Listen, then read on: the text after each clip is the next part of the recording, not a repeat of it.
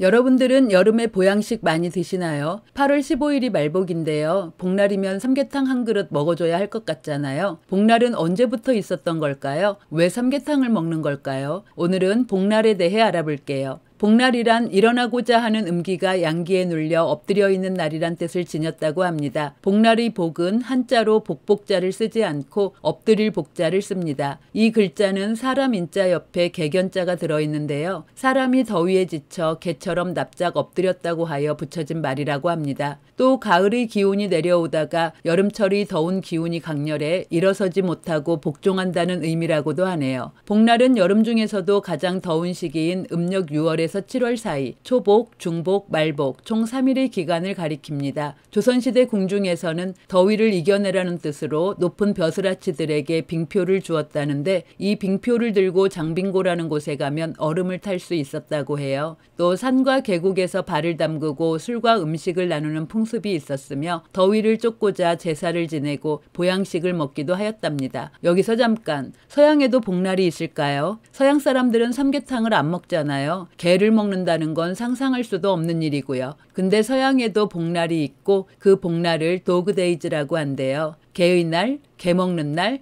이런 뜻 아니고요. 개들이 미치게 될 것 같이 더운 기간이라는 뜻이에요. 하지만 사실 그 이름은 도그스타라고 부르기도 하는 시리우스로부터 왔습니다. 고대 그리스와 로마에서는 시리우스가 태양의 일출과 함께 떠오르면 무더운 여름철이 온다고 믿었대요. 미국에서 도그데이스는 7월 중순과 9월 초순 사이 4주에서 6주의 기간을 가리키고 서부 유럽에서는 7월 3일부터 8월 11일까지를 가리킨다고 합니다. 그럼 우리의 복날은 어떻게 정해지는 걸까요? 복날은 24절기에는 들어가지 않고 하지와 입추를 기준으로 정해집니다. 1년 중 낮의 길이가 제일 긴 절기를 하지라고 하잖아요. 초복은 하지로부터 세 번째 경일이고 중복은 네 번째 경일, 말복은 입추로부터 첫 번째 경일로 계산합니다. 여기서 경일은 천간에 해당하는 경자가 들어가는 날인데 천간은 갑을 병정, 무기 경신, 임계이고 하지는 보통 을이날인데 하지부터 을, 병정 이렇게 세는 거죠. 그렇게 세 번째 경의 날이 초복, 네 번째 경의 날이 중복, 입추부터 첫 번째 경의 날이 말복 이런 식인 건데요. 아이고 뭐 그렇다는 거고요. 달력에 떡하니 잘 표기되어 있고 깜빡해도 미디어에서 친절하게 알려주는데 그걸 뭐하러 따져요. 그쵸?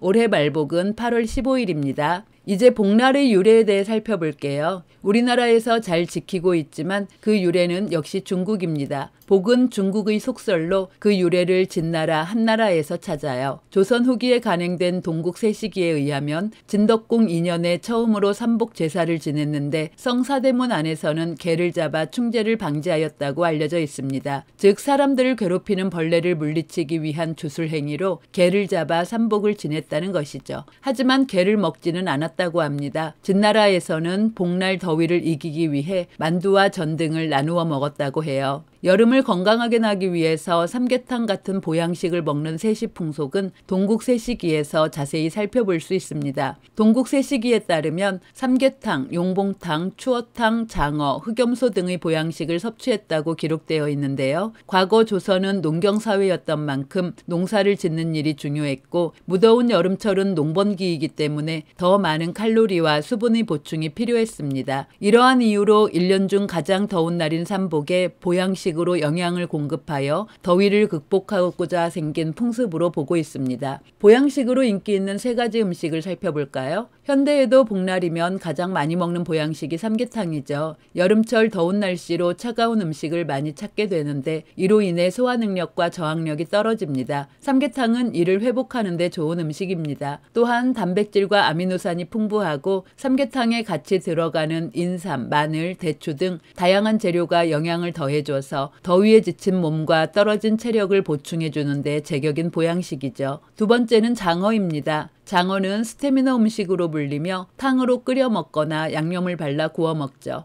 고단백 저칼로리 식품으로 단백질뿐만 아니라 비타민 A 함량이 일반 생선보다 150배 높습니다. 비타민 A는 활성산소 제거, 시각 보호, 암 예방, 생식 기능 유지에 좋으며 오메가3와 지방산도 다량 함유되어 있어 성인병 예방에도 효과적입니다. 마지막으로 추어탕입니다. 추어탕에 들어간 미꾸라지는 양질의 단백질이 주 성분입니다. 다른 동물성 식품과 달리 비타민 A를 다량 함유해 피부 보호에 도움이 되죠. 세균에 대한 저항력을 높이고 기도의 점막을 튼튼하게 하는 역할도 합니다. 미꾸라지의 지방 형태가 불포화 지방산인 만큼 성인병 예방과 위장 보호, 소화력 증진, 칼슘 섭취도 가능하고 콘드로이틴 성분으로 혈관의 활력을 되찾고 피부 노화 방지에도 도움이 된다고 하네요. 입추도 지났고 곧 말복이 지나면 기승을 부리던 무더위도 조금씩 수그러들겠죠. 하지만 늘 그랬듯 한낮의 무더위는 9월 말까지 계속될 텐데요. 복날 든든하게 보양식 드시고 건강 잘 챙기시길 바래요. 오늘은 여기까지입니다. 시청해 주셔서 감사합니다.